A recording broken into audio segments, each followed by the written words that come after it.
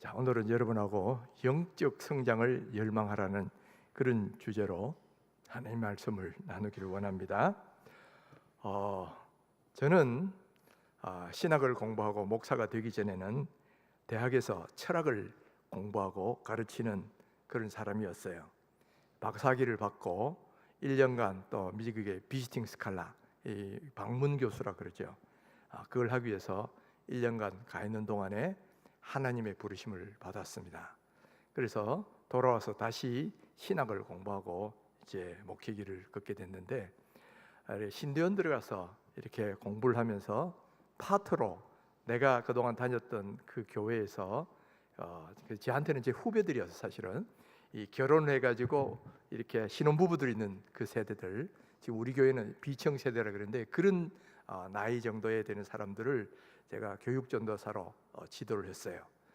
그러면서 또 다른 한편으로는 대학에 나가가지고 철학을 가르치면서 반쯤은 철학 강사, 반쯤은 교육 전도사, 이런 식으로 제가 이렇게 활동을 좀 했었어요.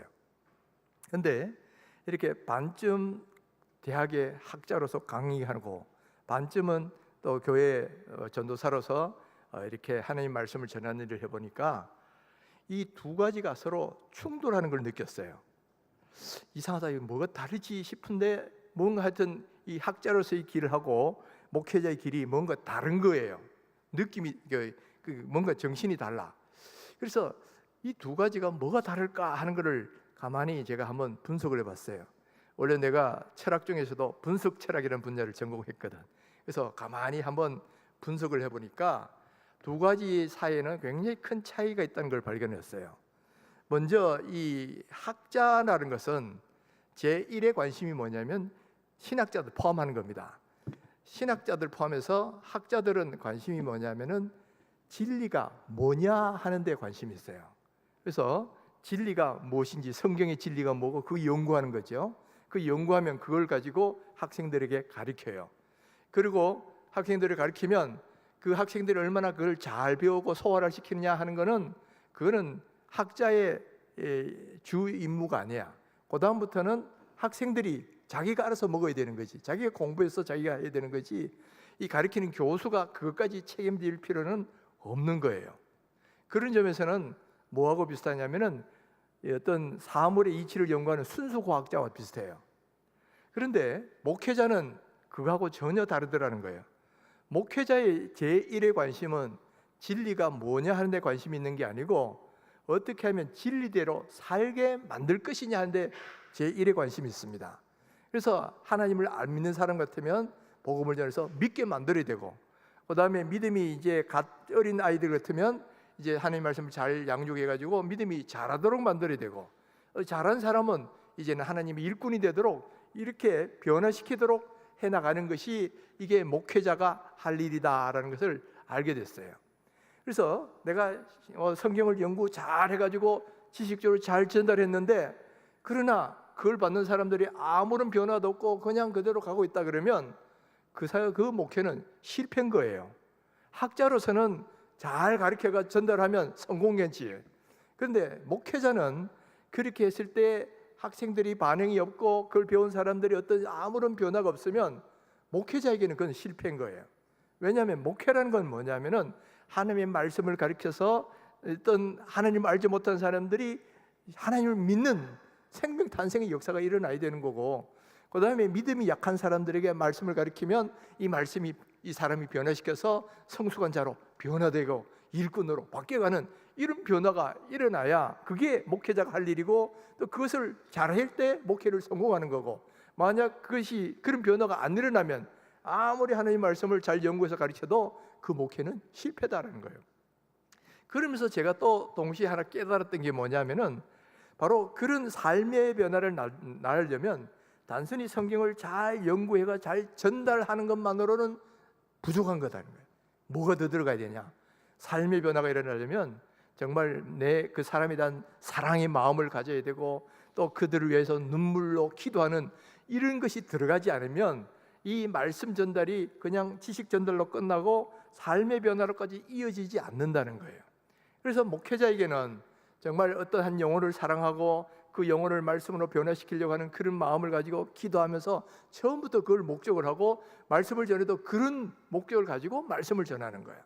그리고 그런 역사가, 그런 변화가 일어나도록 기도하고 모든 마음을 쏠 때 그런 목회가 삶의 변화를 낳고 성공하게 되더라는 거죠.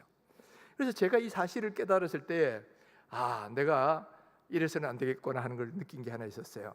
제가 보니까 파트로 가르치고 파트로 목회를 하니까 이것도 아니고 저것도 아닌 거야. 어차피 하나님 나를 목회자로 부르셨으면 목회자의 마인드로 사로잡혀서 그런 마음을 해야 되는데 학자적 마인드도 좀 있고 목회자의 마인드도 조금 있고 제대로 안 되니까 죽도 밥도 안 되더라고요. 그래서 제가 굳게 결심하고 한편으로는 조금 아까운 것도 있지만은 대학의 그 모든 것을 딱 끊어버리고 오로지 목사가 되기 위해서 목회 길만 제가 전념하게 됐죠. 여러분, 교회라는 것은 생명이 있어야 됩니다. 살아있는 교회가 되어야 됩니다. 교회가 살아있고 생명이 있다는 증거가 뭐냐면은 하나님을 믿지 않는 사람들이 예수를 믿고 거듭나는 그런 생명 탄생의 역사가 일어나야 되고, 또 믿음이 어린 사람들이 말씀을 배우면서 점점 믿음이 자라나는 이 영적 성장이 일어날 때 그 교회가 살아있는 교회고 생명력이 있는 그런 교회예요. 그런데 만일 이런 변화가 일어나지 않으면 우리 교회가 수천 명이다 그래도 새로 전도되고 구원받은 사람 하나도 안 나오고 있다, 그러면 그 교회는 죽은 교회다. 죽은 교회예요. 생명을 탄생을 못 낳는 죽은 교회야. 그리고 또 믿음이 어린 사람들이 자라나서 점점 성숙돼 가야 되는데 그런 영적 변화나 성장이 없다면 그 교회는 병든 교회고 또 그런 성도는 병든 성도다라는 거예요. 그러니까 교회가 살아있는 교회, 생명력 있는 교회가 되려면 무엇보다도 새 생명 탄생의 역사가 일어나고 믿음의 성장이 일어나야 되는 거예요. 그래서 먼저는 여러분 새 생명 탄생이 일어나야 되죠. 그래서 교회는 하나님이 이 복음 전하기 위해 세우신 공동체이기 때문에 우리 모두에게는 한 영혼을 바라볼 때 그 영혼에 대한 주님의 안타까운 마음을 우리가 가지고 때를 얻든지 못 얻든지 전해야 되는 거예요. 어떤 특별한 전도할 시기만 복음 전하는 게 아니고 바로 때를 얻든지 못 얻든지 늘 우리가 옆에 직장의 동료나 혹은 누구 어떤 사람을 대하면 하나님의 시각으로 봐야 돼. 저 사람이 지금 하나님을 알지 못하기 때문에 어떻게 하면 복음을 전할까? 이런 시각으로 가지고 늘 복음을 전하려고 해야 되고, 조금이라도 기회가 있어도 그때는 하나님의 복음을 전해서 어떻게든 그 사람을 예수 믿는 사람으로 생명의 탄생이 일어나도록 그렇게 하는 것이 이게 교회다라는 거예요. 그래서 여러분들 마음속에도 늘 옆에 주변에 안 믿는 사람을 볼 때는 하나님의 시각으로 바라보고 어떻게 하면 저들을 복음을 전해서 구원할 것인가, 이런 시각으로 바라보고 늘 때를 얻든지 뭐든지 복음을 전할 수 있어야 되고, 또 그렇게 해서 우리 교회에 왔다 그러면 그런 사람들이 예수님을 만나고 예수님을 믿고 구원함을 받는 생명 탄생의 역사가 일어나야 된다는 거예요. 자, 이런 교회가 바로 살아있는 교회인데, 최근에 하나님이 저로 하여금 깨닫게 하셔가지고 회개 기도를 한 게 하나 있었어요. 그게 뭐냐면 우리 교회도 이번에 행복축제하면서 열심히 전도도 하고 했는데, 전도를 하다 보니까 주로 오시는 분들이 연세 드신 분들이 오시는 거예요. 교회가 미래가 되고 성장이 서려면 젊은 사람들도 많이 와야 되는데, 이 보니까 열심히 전도를 해도 할머니, 할아버지 이런 분들이 주로 오시니까 내 마음속에는 아무래도 목회자로서 좀 약간의 원망 섞인 그런 기도가 나와요. 하나님, 우리 교회가 좀 앞으로 성장하려면 젊은 사람들이 많이 와야 되는데 이렇게 연세 드신 분들만 자꾸 보내주시니 이게 어떻게 됩니까? 좀 이렇게 했더니만 하나님이 저에게 막 책망을 하시는 거예요. 야, 한 영혼을 구원하는데 젊은 사람이 어디 있고 연세 드신 사람이 어디 있느냐? 더구나 젊은 사람은 앞으로 구원받을 기회가 더 많이 있지만은 늘 연세 드신 분들은 지금 복음 전하지 않으면 구원받을 기회가 더 적다는 거예요. 이것을 깨닫게 하시고 책망한 소리를 듣고 난 뒤에 하나님께 회개를 했어요. 그러면서 제가 기도한 게 뭐냐면은, 하나님, 바로 한 영혼을 보고 안타까워하시는 그 영혼 구원의 그 주님의 심정을 제가 갖게 하여 주시옵소서. 그리고 우리 교회에 만약 하나님이 계속 연세 드신 분만 보내주신다면 우리 교회는 바로 이런 분들 전도해서 구원시켜서 하나님 나라 보내는 것을 우리 교회의 사명을 알고 그렇게 열심히 복음을 전하겠습니다. 이렇게 기도를 했다는 거예요. 여러분, 하나님의 시각에서는 연세 드신 분이나 젊은 사람이나 똑같은 영혼이에요. 부자나 가난한 자나 한국 사람이나 중국 사람이나 뭐 그런 거 관계없이 하나님의 관점에서는 똑같은 한 영혼이든, 그러니까 이 한 영혼을 귀하게 여기시는 주님의 심장을 가지고 복음을 전해서 이렇게 전도를 해야 되는데, 이제 이 담임 목사는 아무래도 교회의 성장이라는 관점에서 보니까 미래를 위해서는 젊은 사람들이 와가 준비가 돼야 되고 뭐 자꾸 이렇게 하다 보니까 그런 핵심적인 걸 이렇게 놓쳐버릴 때가 있다라는 거예요. 하나님이 그걸 많이 깨닫게 하셨어요. 그래서 제가 그다음부터는 어떻게 하냐면은 우리에게 연세 드셔서 오신 분들이 계시잖아요. 그러면 이분들이 또 그러다가 이제 돌아가시잖아요. 그럼 돌아가시기 전에 반드시 신방을 해서 먼저 구원의 확신이 있는지, 예수님을 정말 믿고 있는지 먼저 그걸 확인을 해봐야 돼요. 그래서 만약 예수님을 안 믿는다 그러면 그 예수님 복음을 전해서 돌아가시기 전에 어떻게든 예수님을 믿고 돌아가시도록 이걸 해야 되는 게, 이게 교회고 영혼 구원에 하는 이 목회자의 할 일이고 모든 성도들이 해야 될 일이 바로 그거다는 거예요. 그래서 우리 교회 성도들 가운데 이제 연세 드셔가지고 이렇게 임종을 앞두고 있다, 오래전부터 잘 믿어오신 분은 모르겠는데 이제 좀 뒤에 예수를 믿고 있다 그러면 빨리 가가지고 돌아가시기 전에 예수님 믿고 계신지, 또 아니면 안 믿으면 꼭 예수님 믿으셔야 된다는 걸 복음을 전해서 꼭 믿고 돌아가시도록 그렇게 해야 된다는 거죠. 또 뿐만 아니라 성도님들 가족 가운데 안 믿고 지금 뭐 암이 걸려서 임종을 앞둔 분들 계시잖아요. 그런 분들도 한번 내가 신방했으면 좋겠습니다. 그래서 돌아가시기 전에 어떻게든지 예수의 복음을 전해서 믿고 돌아가시도록 그 일을 해야 되는 거잖아요. 근데 며칠 전에 우리 교회 어떤 권사님 저한테 전화를 했어요. 그러니까 어렵게 말씀을 꺼내시더라고. 목사님, 저희 아버지가 지금 이게 중환자실에 있어서 오늘 내일 하시는데 혹시 목사님 오셔가지고 한번 말씀을 좀 복음을 전해주실 수 있습니까? 아무래도 목사가 바쁘니까 이제 그게 좀 부탁하기 좀 미안하신 거예요. 그랬을 때 제가 이야기를 했죠. 당연히 제가 가야죠. 제가 뭐 바쁘면 다른 부목사님이라도 보내야 되지만은 그날은 제가 시간도 많고 이래가지고 당연히 제가 가야죠 해가지고 그 병원에 중환자실에 가서 복음을 전했어요. 근데 그분이 정말 믿었는지 안 믿는지 제가 확신을 못하겠지만은 어쨌든 복음을 전하고, 그리고 매일 가셔서 또 우리 권사님도 계속 복음을 전하셔요. 그래서 돌아가시기 전에 꼭 예수 믿고 그렇게 돌아가시도록 그렇게 하셔요. 그렇게 했어요. 여러분, 바로 교회가 해야 될 일이 뭐냐면 한 영혼이 예수 믿고 구원받는 이 일을 해야 되고, 그런 생명 탄생의 역사가 나타나는 교회가 살아있는 교회고 성경적인 교회다라는 거예요.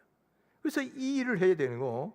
그래서 저는 우리 교회가 연세 드신 분이 더 많이 오든 적게 오든 어쨌든 오신 분들은 다 예수 믿고 하늘나라 보내드리겠다, 이런 생각을 지금 하고 있고요.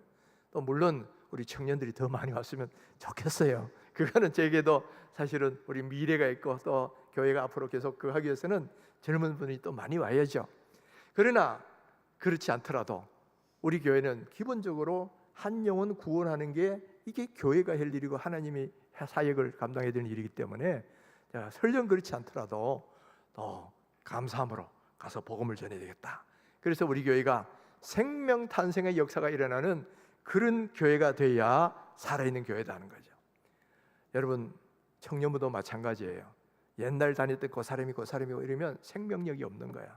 나가서 복음을 전해서 때렸든지 못 듣고, 그리고 새로 우리 교회 왔으면 이 사람들이 예수를 믿으면서 교회를 다니면서 예수님을 알고 믿고 구원받는 그런 변화가 일어나야 생명력 있는 청년부가 되는 거다 하는 거예요.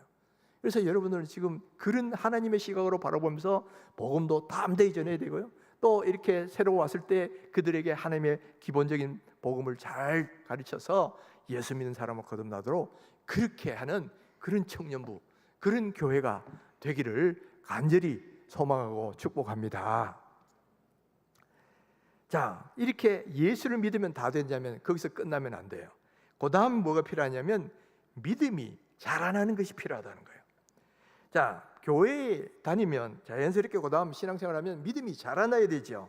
어린아이가 태어나면 그 다음부터 자라야지, 그냥 그대로 머물러 있으면 안 되잖아요. 그래서 하나님과의 영적인 관계도 깊어지고 또 인격적으로는 주님을 더 닮아가고 사역적으로는 이제는 다른 사람이 섬김받는 사람이 아니라 하나님을 섬기고 다른 사람을 섬기는 사람으로, 일꾼으로 변화돼 가야 이게 영적인 성숙이다 말이에요. 근데 교회 다닌 지가 벌써 5년 되고 10년이 돼 가는데 옛날이나 지금이나 여러분 청소년부 혹은 유초동부 다닐 때 모습이나 지금 모습이나 별 차이 하나도 없고 늘 그냥 그런 모습으로 왔다 갔다 한다 그러면 여러분 이거는 병든 신앙인이에요. 자라지 않는 신앙이니까. 또 간혹 보면 청소년부는 뜨겁게 신앙생활을 했는데 갑자기 청년부 오면서 믿음이 식어진 사람들도 있죠. 이런 사람은 도로 퇴보한 사람이에요. 퇴보한 사람. 이런 사람은 죄송하지만 병든 신앙인이다. 1979년에 개봉된 영화 가운데 양철북이라는 그런 영화가 있었어요. 이 독일의 귄터 그라스라는 소설가가 쓴 소설을 토대로 해서 만든 영화인데 뭐 무슨 상도 받고 있는 영화예요. 여기 보면 오스카라는 주인공이 3살 때의 어른들의 좀 추악한 그런 모습을 보면서 나는 어른이 되기 싫다 뭐 이러면서 일부러 어떤 높은 곳에 떨어져 가지고 성장을 멈춰버려요. 그래서 계속 저런 어린아이 모습으로 계속 나이가 뭐 이렇게 10살 넘었고 20살 돼가는데도 여전히 저런 모습으로 다니는 겁니다. 그러면서 이렇게 어린아이들이 즐겨치는 양철북을 늘 메고 다니면서 드드득 치고 다니면서 장난을 치고 또는 뭐 문제를 일으키고 이제 그런 삶을 사는 거죠. 자, 부모 입장에서 보면 이 애가 때가 되면 자라야 되는데 저렇게 자라지 않고 어린애의 모습으로 막 북이나 치고 다니고 뭐 이러니까 얼마나 답답하겠습니까? 정말 안타까운 거죠. 제가 미국에서 공부할 때 교환교수로 오신 어떤 가정이 참 믿음도 좋고 참 좋으신 가정인데 하나 어려움이 있는 게 뭐냐면 아들이 약간 지적 장애가 있는 거예요. 지적 장애도 그냥 좀 모질라는 그런 장애가 아니고 좀 돌발적 행동을 하는 그런 장애를 갖고 있어요. 그러니까 이 구역 모임 하는데 얘가 지금 벌써 몸은 보니까 청소년이야. 청소년인데 갑자기 뭐 이상한 돌발적인 행동을 하고 말을 하고 이러니까 뭐 그냥 그 부모님이 어쩔 줄 몰라하는 거예요. 그런 게 이게 뭐 하루 이틀이 아니니까 그 어머니가 속이 새카맣게 타는 걸 봤어요. 여러분 만약 우리가 낳은 자녀가 그렇게 안 자라고 막 말썽만 피우고 자폐증이 있거나 뭐 이렇게 되면 얼마나 괴롭습니까? 힘들어요. 근데 이거는 믿음의 생각이 또 마찬가지라는 거예요. 믿음도 믿은 지 오래되고 이러면 믿음이 자라나는 게 이게 정상적인 신앙인인데 시간은 많이 지났는데 벌써 믿은 지 교회 다닌 지 뭐 몇 년, 10년, 20년 돼 가는데 여전히 내 믿음은 저 어린아이처럼 돼 있고 뭐 젖만 먹는 어이가 됐다면 이거 우리 하나님 보시기에 얼마나 안타까운 일이냐는 거예요. 히브리서 5장 12절에 보면 바로 그런 성도를 바라본 우리 주님의 안타까운 그런 심정이 표현이 되어 있습니다. 때가 오래되었으므로 너희가 마땅히 선생이 되었을 터인데 너희가 다시 하나님의 말씀의 초보에 대하여 누구에게서 가르침을 받아야 할 처지이니 단단한 음식은 못 먹고 젖이나 먹어야 할 자가 되었도다. 이게 탄식하는 소리예요. 이제 믿은 지 오래됐으니까 이제는 오히려 다른 사람을 지도할 수 있는 선생이 돼야 되는데 아직도 믿음이 안 자라가지고 이 장성한 자의 음식은 못 먹고 젖이나 먹어야 되는 뭐 아주 기초적인 것만 해는 늘 돌봐줘야 되는 이런 신앙의 모습으로 남아있을 때 이 주님이 너무나 안타까운 거예요. 그러면서 탄식하면서 그런 이야기를 하고 계시잖아요. 여러분 한번 돌아보셔야 돼요. 나는 지금 어떤가? 나는 어떤가? 자, 우리 하나님이 지금 내 모습을 바라보셨을 때 내 믿음은 시간이 갈수록 날로 자라고 있는가? 아니면 옛날의 모습이 지금도 그대로거나 아니면 오히려 옛날보다 더 못해져 가지고 더 퇴보 있는 그런 모습으로 있는가? 여러분 이걸 우리가 돌아보셔야 돼요. 그리고 내 자신을 진단할 뿐만 아니라 내가 이제부터는 믿음이 자라야 되겠다 하는 성장하는 그런 신앙인으로 변화되어야 된다는 거예요. 자, 그러면 어떻게 하면 이런 성장하는 신앙인이 될 수가 있느냐라는 겁니다. 3가지가 꼭 필요한 게 있어요. 첫 번째는 뭐냐면은 사람의 심령을 변화시키는 성령의 역사가 있어야 됩니다. 여러분 우리의 마음을 변화시키는 분은 성령님이시에요. 성령님은 마른 뼈 같은 그런 영혼도 살리시는 그런 능력이거든요. 그래서 우리가 에스겔서 37장에 보면 골짜기에 그 마른 뼈들이 가득 있지만은 생기야 들어가라 그랬을 때 성령이, 생기가 성령이에요.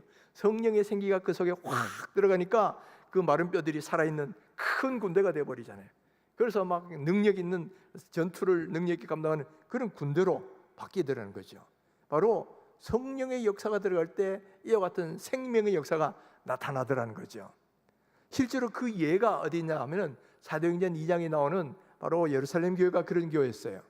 예수님이 부활하신 뒤에 성천하시면서 그 성도들에게 말했습니다. 너희는 정말 기도하면서 약속하신 것을 기다리라. 그게 뭐냐면 성령 부어주심이거든. 그래서 이 120명 성도들이 열심히 기도하고 기다렸더니만 오순절에 되어서 성령께서 강력하게 그들 가운데 임하셨어요.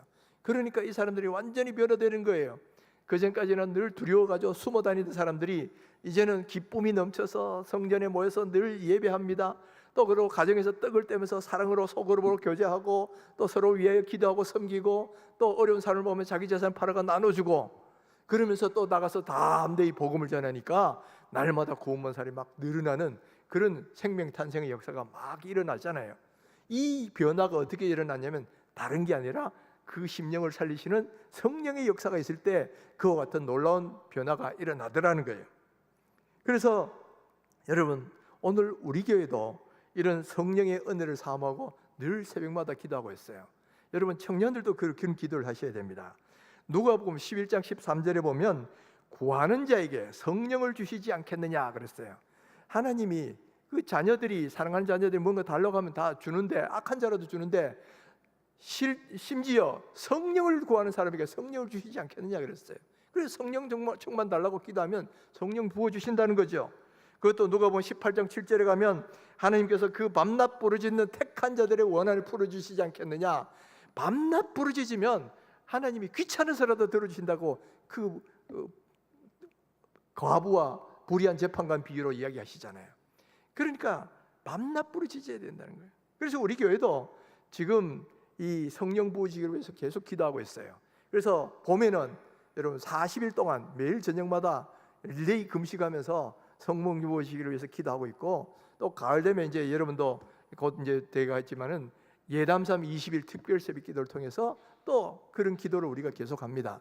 그리고 평소에도 금요 기도회라든가 또 그리고 이 새벽 기도에 같이 늘 새벽마다 부르짖어요. 하나님 우리에게 성령 부으셔서 이와 같은 생명의 역사가 일어나게 해달라고 늘 우리가 기도하고 있다는 거예요. 이렇게 기도하면 정말 하나님의 때에 낙심하지 않고 기도하면 분명히 하나님께서 성령 부어주신다는 거예요. 여러분 청년부가 부흥하려도 청년부 부흥은 숫자 늘어나고 부흥이 아니고 그 가운데 예수 그리스도를 믿고 구원받고 그리고 믿음이 자라나는 이런 변화가 있어야 이게 부흥이란 말이에요. 그런 부흥의 역사는 성령께서 역사하셔야만 되는 거예요. 그래서 여러분 청년부에도 성령 부어주시기 위해서 간절히 부르짖어야 돼요. 간절히 부르짖어야 돼요. 두 번째 또 이 영적인 변화가 일어나려면 목회자들의 기도와 헌신이 필요하다는 겁니다. 오늘 본문을 같이 한번 읽어봅시다. 골로새 1장 28절 29절 다시 한번 읽어봅니다. 시작. 우리가 그를 전파하여 각 사람을 구원하고 모든 지혜로 각 사람을 가르침은 각 사람을 그리스도 안에서 완전한 자로 세우려 함이니 이를 위하여 나도 내 속에서 능력으로 역사하시는 이의 역사를 따라 힘을 다하여 수고하노라. 사도 바울은 곳곳에 나가서 복음을 많이 전했습니다. 전도하고 그냥 내버려 두는 게 아니고 그 사람들을 하나님 안에서 완전한 자로 세우려고 정말 또 다른 노력을 많이 했어요. 그래서 얼마나 노력을 했느냐 하면은 힘을 다하여 수고하노라 그랬어요. 힘을 다해서 수고한다 그랬어요. 한번 전도하고 내버려 두는 게 아니고 이 사람이 이제 성숙된 그리스도인이 자라기까지 그들을 위하여 말씀을 가르치되 그냥 말씀만 지식적으로 전달하는 게 아니에요. 그야말로 눈물과 기도와 사랑으로 그렇게 그들을 잘 말씀으로 가르치고 양육하고 세워서 하나님의 온전한 자로 세우기 위해서 내가 전심전력했다 하는 거예요. 사도 바울이 여행하면서 교회를 세우면서 전도만 한 게 아니고 전도한 사람을 이렇게 믿음의 사람을 온전하게 세우려고 수많은 노력을 했다는 거죠. 그리고 앞에서 제가 학자와 이 목회자의 차이를 이야기했잖아요. 단순히 지식적으로 성경만 이야기한 게 아니고 눈물과 사랑과 기도를 통해서 그 사람을 정말 양육하고 세우려고 그렇게 많은 노력을 했다는 거예요. 이렇게 목회자가 처음부터 그런 목표를 갖고 있어야 돼요. 그냥 목사님 성도들 잘 오니까 신방하고 관리하고 뭐 그래서 뭐 이런 정도 갖고 안 되는 거야. 늘 목회자의 마음속에는 한 영혼이 예수 믿고 거듭날 뿐 아니라 그리고 이 거듭난 영혼이 자라나서 하나님의 장성한 그런 분량까지 자라가는 거, 이게 사역의 목표고 이게 이 목회의 핵심인데, 그냥 뭐 적당히 관리해서 행사나 하고 뭐 적당히 뭐 설교나 적당히 하고, 이거는 목회자가 아니다, 할 일이 아니다 이 말이에요. 목회자는 처음부터 목표가 뭐냐면 예수 믿지 않는 사람은 전도해가지고 믿게 만들고, 믿음이 약한 사람은 잘하게 만들고, 일꾼 되게 해서 또 재생산이 일어나고, 그런 성령의 역사가 일어나도록 그렇게 헌신하고 전력하는 게, 이게 바로 목회자가 할 일인데, 여러분들이 그런 어떤 공동체가 되고 우리 교회가 그렇게 되기를 원한다면 여러분도 목사님들을 위해서 기도 많이 해주셔야 돼요. 특별히 담임 목사의 책임이 제일 큰 거니까 여러분 담임 목사님 저를 위해서도 그렇게 기도해 주셔야 되고, 또 여러분 청년부 같으면 우리 청년부의 오 목사님을 위해서도 열심히 기도하셔야 돼요. 그래서 성령이 충만한 목사님이 되셔서 목회의 본질이 뭔가를 알고 거기에 전심전력할 때 청년부도 그런 은혜의 역사가 나타나게 됐다는 거예요. 뿐만 아니라 세 번째 또 필요한 요소가 하나 더 있어요. 그건 뭐냐면은 성도 본인 자신의 열망과 노력이 있어야 된다는 거예요. 여러분 먼저 여러분 자신을 한번 돌아보세요. 내가 지금 어떤 영적인 상태에 있는가? 내가 지금 1년 전에 2년 전의 모습하고 지금 모습할 때 발전이 있는가? 아니면 뭐 그때가 그 모습이 그대로인가? 혹은 어떤 사람은 옛날보다 더 못해진 그런 사람도 있을 수 있죠. 내 지금 영적인 상황이 어떤 걸 한번 쭉 돌아보셔야 돼요. 그리고 이런 영적인 상황을 본다면 그 다음 뭐냐면은 나도 이제 이런 상태에 머물러 있어서는 안 되겠다, 나도 영적으로 자라야 되겠구나라는 간절한 열망이 생겨야 돼요. 그리고 결단이 있어야 됩니다. 여러분 아까 말한 양철복이라는 영화를 보시면 이 오스카라는 아이가 이 한 20수년을 이 몸은 어린아이 모습을 해서 막 이거나 치고 다니면서 이렇게 살아왔는데, 근데 자기 아버지가 이게 죽게 되고 장례를 치는 걸 보게 돼요. 그래서 땅을 파고 아버지 관이 이렇게 묻히는데, 그걸 보는 순간에 나도 이제 자라야 되겠다라고 그렇게 결심을 합니다. 그러고는 그동안 갖고 다니던 양철복을 다 그 관 위에다 던져버려요. 그런데 어디서 돌멩이가 날아가지고 자기도 머리 자기도 그 관 속에 관 위에 쓰러집니다. 그런데 놀라운 일이 일어나는 건 뭐냐면은 그때부터 이 아이에게 갑자기 성장이 시작돼요. 다시 이제 어른이 돼가는 그런 변화가 일어나기 시작합니다. 여러분 우리의 믿음도 마찬가지인 거예요. 우리의 믿음도 내가 지금 이런 어린아이의 모습으로 있어서는 안 되겠다는 강렬한 진단이 나오면 강렬한, 그 다음에 나는 잘해야 되겠다는 열망이 생겨나야 돼요. 내가 지금 이런 모습을 옛날의 모습이나 지금이나 뭐 그냥 뭐 그렇지 뭐 이렇게 지나간 사람에게는 아무 일도 일어나질 않아요. 나도 내 믿음이 이제 한번 자라봐야 되겠다. 그러면서 그 다음은 결단과 더불어 어떻게 됩니까? 여러분이 어린아이 시절에 놀던 그걸 다 던져버려야 돼요. 이 오스카가 자기가 갖고 놀던 어린아이 시절에 놀던 양철복을 다 이제 무덤 속에 던져버린 거죠. 그러면서 자라나기 시작한 것처럼 오늘 우리도 내가 영적인 어린아이 시절에 좋아했던 그 모든 것들을 다 무덤 속에 집어 던져버려야 돼요. 그래야 내 믿음이 자랄 수 있는 거예요. 자, 내가 그동안 적당히 살았을 때 좋아했던 게 뭐가 있어요? 주일날 되면 어디 놀러 가는 것부터 생각하는 사람들이죠. 또는 뭐 어떤 세상적인 어떤 걸 좋아하는 것들, 그걸 우선적으로 살아가는 이 모든 것들이 사실은 우리가 갖고 있는 어린아이 시절에 놀던 이 양철복이란 말이에요. 그 양철복을 던져버려야 돼요. 그리고 파묻어 버려야 돼요. 그리고 옛날에 그렇게 살아왔던 자기 모습을 같이 무덤 속에 파묻을 때 비로소 성장하는 그런 모습이 나오게 된다라는 거예요. 그러니까 여러분들 결단을 하셔야 돼요. 내가 이런 상태에 있어서는 안 되겠구나. 이런 결단하고 그 다음은 뭐가 필요하냐? 시간 투자가 필요하고 노력이 필요해요. 여러분 영적 성장이 가만히 있는데 저절로 성장된다, 그런 경우 거의 없습니다. 영적 성장을 해야 되겠다 그러면 그때부터 말씀을 읽고 말씀을 공부하고 기도하고 하는 이런 영적인 훈련들이 필요하고 노력들이 필요한 거예요. 그렇지 않으면 잘하지를 않습니다. 우리가 주일날 예배를 잘 드리고 또 말씀을 잘 들어도 믿음이 성장하긴 해요. 그래서 여기 와서 딴 생각하고 뭐 장난치고 뭐 그냥 습관적으로 왔다 갔다 하면 그런 사람 아무리 다녀도 믿음이 잘 안 자라지만은 내가 사모함을 가지고 오늘 하나님 말씀이 뭔가 이런 걸 듣고 그 말씀도 순종하면 주일날 예배로도 성장을 할 수는 있어요. 근데 그것은 대단히 느리다. 그런데 그보다 좀 더 빨리 자랄 수 있는 길이 있어요. 그 길은 뭐냐면은 하나님의 말씀을 적극적으로 공부하고 훈련하는 겁니다. 그걸 위해서 여러분 시간을 내셔야 돼요. 투자를 하셔야 됩니다. 여러분 영적 성장의 지름길이 있을까요, 없을까요? 영적 성장의 지름길이 있습니다. 있습니다. 좀 극단적으로 표현하면 3년 동안 그냥 예배만 왔다 갔다 하는 사람보다도 한 3개월 철저히 하나님 말씀을 체계적으로 공부하고 훈련하는 사람이 믿음 성장이 훨씬 더 빠를 수 있어요. 저는 과거에 그렇게 제자 훈련을 했고 또 그렇게 시켜봤고 그런 사람이 훨씬 잘하는 것을 더 많이 볼 수가 있었어요. 제가 대학생 시절에 대학부에 어떤 선교사님이 선교에 대한 특강을 하기 위해서 오셨어요. 그러면서 자, 여러분 가운데도 선교사로 가실 분 일어서세요 하고 막 이렇게 콜링을 했습니다. 그러니까 어떤 자매가 일어섰어요. 일어서니까 그 주변에 있던 다른 친구들이 막 그냥 큰 소리를 할 수 없으니까 자리에 앉아. 너는 아니야. 너는 아니야. 네 잘못 알고 그런 거야. 그러면서 너는 앉아라 그랬어요. 왜 그러냐? 얘는 온 지가 몇 달밖에 안 된 사람이거든. 처음 교회 나와서 미신 지가 몇 달밖에 안 됐어요. 그러니까 선교사로 갈 사람 일어서는 말이 무슨 뜻인지도 모르고 일어선 줄 알고 너는 아니야. 너는 앉아. 그러고 막 그러고 있었는데 그 자매가 앉지를 않았어요. 그리고 나중에 정말 선교사로 나갔습니다. 어떻게 그런 일이 있냐? 와서 하나님 말씀을 체계적으로 공부하고 훈련하고 예수를 믿고 영접하고 이러니까 몇 달 만에도 선교사로 훈련받아서 선교사로 헌신하는 그런 사람으로 바뀔 수 있다라는 거예요. 이것은 뭘 말하느냐?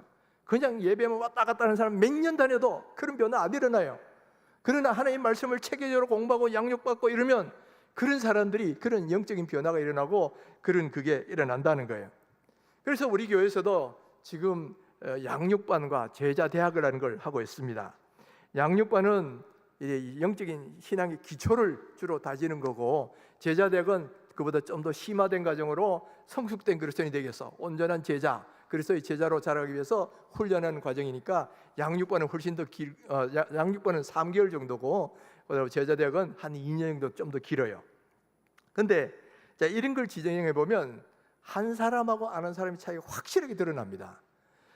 특히 양육반은 제가 그 전에 다른 교재를 쓰다가 제가 성경문을 많이 했잖아요. 그래서 그걸 다 토대로 해가지고 우리 교회 거를 새로 만들었어요. 작년에 만들어서 행복의 시작 예수 그리스도 이런 제목으로 12과를 만들어서 했는데 그래서 지금 작년 1학기, 2학기, 올해 1학기 세 학기를 했죠. 세 학기를 했는데 굉장히 많은 변화가 있었어요. 뭐 정말 교중에는 이 양육반 하면서 예수님을 처음 예수 그리스도를 나의 구세주로 영접하고 구원받은 사람들도 있고요. 또 그다음에 그동안 죄와 이런 억눌림 때문에 막 괴로웠는데 정말 죄 사함의 그런 기쁨을 경험하면서 굉장히 자유함을 얻게 된 그런 자매들도 있고요. 또 교중에 어떤 사람은 50여 년 이상을 술로 살아왔던 사람인데 이 양육반에서 술을 딱 끊어버렸어요. 뚝 끊고 그다음에 부인과 더불어 이 금주기도마다 나오고 또 새벽기도에도 나오는 그런 분들도 생기고 있어요. 그리고 그 외에도 그런 어떤 영적인 변화들이 많이 일어나는 것을 봅니다. 물론 양육반이나 제자대학 한다고 다 일괄적으로 변하는 건 아니에요. 통계를 보면 한 30%는 많이 변하고 한 40%는 조금 변하고 나머지 30% 가운데는 하나도 안 변하는 사람도 있다고 그래요.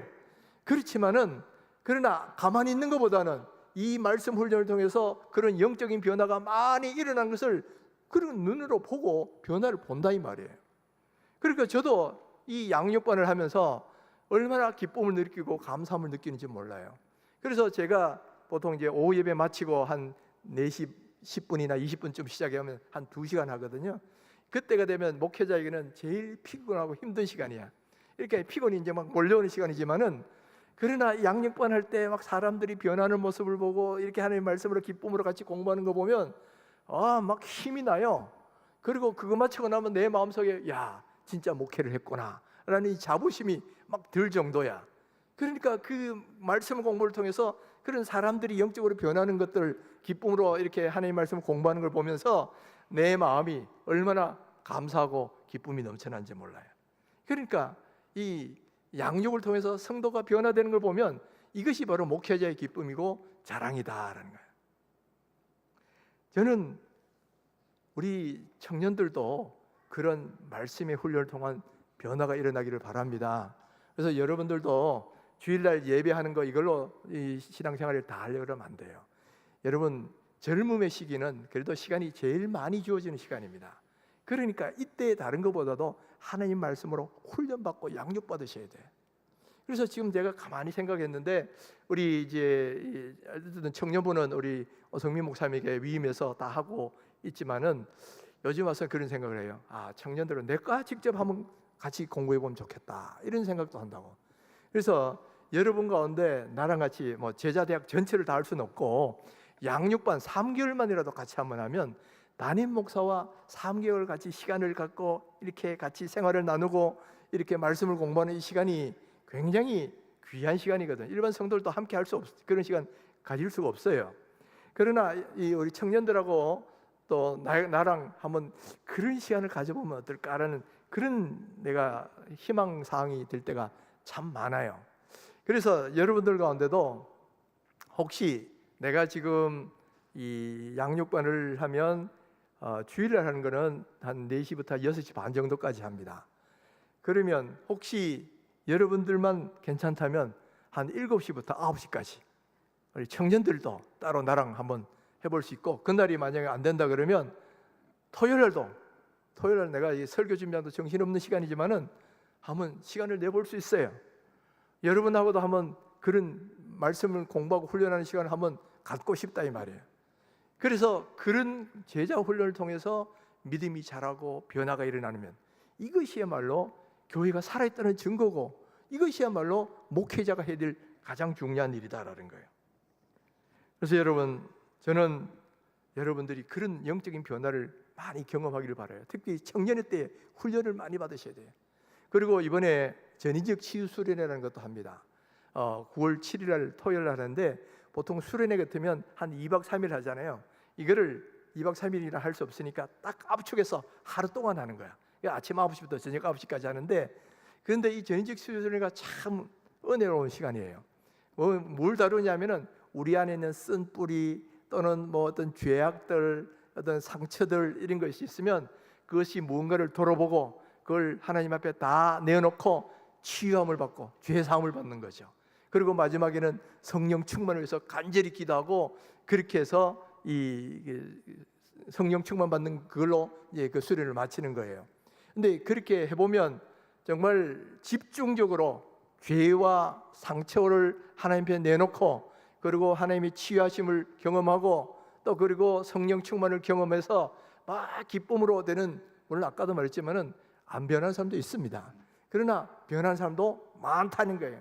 그리고 심지어 그 중에는 뭐 이렇게 오래 묵은 그 상처 때문에 힘들었던 사람도 변화가 일어나고 또 그 다음에 이 성령 충만을 경험한 사람 가운데는 새롭게 뭐 방언하는 사람도 나왔고 과거의 경험을 보면 병 고침 받은 사람도 나왔어요.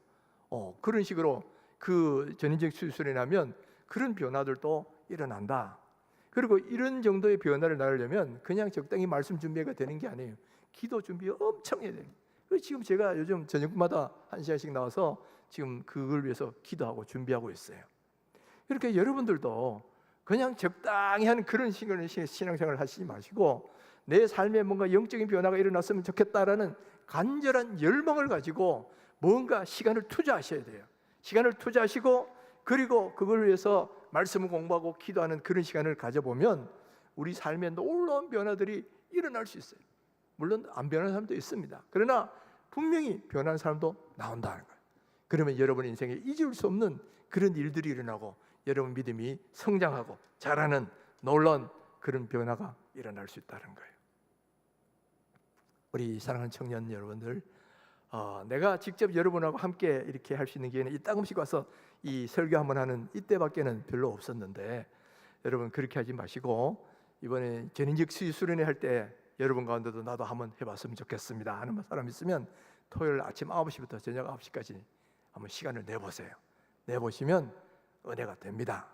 그리고 여러분들이 원하기만 하면 이번 학기에 여러 청년들을 위한 내가 양육반도 한번 해보고 싶어요. 그래서 여러분하고 직접 내가 1대1로 이렇게 대하면서 하나님의 말씀을 공부해서 하나님이 우리에게 주신 그리스도 안에서의 행복이 무엇인지를 한번 머리로가 아니라 삶의 체험으로 누려보고 변화를 받는 그런 시간들이 있었으면 좋겠다라는 거예요. 아멘입니까? 정말 이런 열망을 가지고 한번 시도를 해보셔야 돼요. 가만히 있으면 변화가 안 일어나. 그래서 여러분 이런 기회를, 이 양육반도 여러분 원하시면 한번 만들어서 따로 저랑 같이 한번 공부 한번 해보고, 그 다음에 전인직 치유수련회 같은 데도 한번 나와가지고 한번 아침부터 저녁까지 열심히 내 자신을 돌아보면서 내 삶의 모든 기본적인 죄들 다 씻어내고 성령 충만을 경험하는 그런 시간이 되면, 뭐 그걸로 갑자기 모든 게 달라지는 건 아니지만은 변화의 출발점이 될 수 있다는 거예요. 변화의 시작점이 될 수 있어요. 그래서 여러분 가운데도 그런 데한 열망을 가지셨으면 좋겠고, 그리고 한번 강력하게 결단하시고 한번 같이 한번 그런 은혜 시간을 가져보면 좋겠어요. 그럴 때 하나님의 역사가 나타나고 또 여러분 가운데는 생명의 변화가 일어나게 될 줄 믿습니다.